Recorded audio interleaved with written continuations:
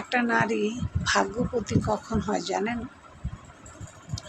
যখন তার স্বামী তাকে শাসন করে, খারাপ কোনো জিনিস দেখলে এটা করো না, খারাপ কোনো জায়গা যাইতে দেখলে ওখানে যেও না, খারাপ কোনো মানুষকে সে বুঝতে পারলে সে বলে তার সাথে চলো না।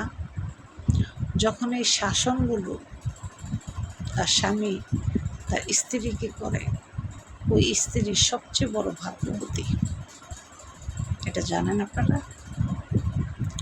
আমরা তো মেয়ে মানুষের একটা স্বভাব আছে, স্বামী যদি কোনো একটা শাসন করে, এই তুমি আমার সাথে এরকম করো কেন, তুমি আমাকে একটুও ভালোবাসো না।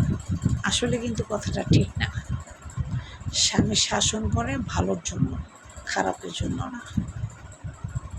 কোনো স্বামী চায় না তার স্ত্রী খারাপ হয়ে যাক, খারাপ জায়গায় যাক, কেউ তার খারাপ ভাবুক, এটা কোনো স্বামী চায় না।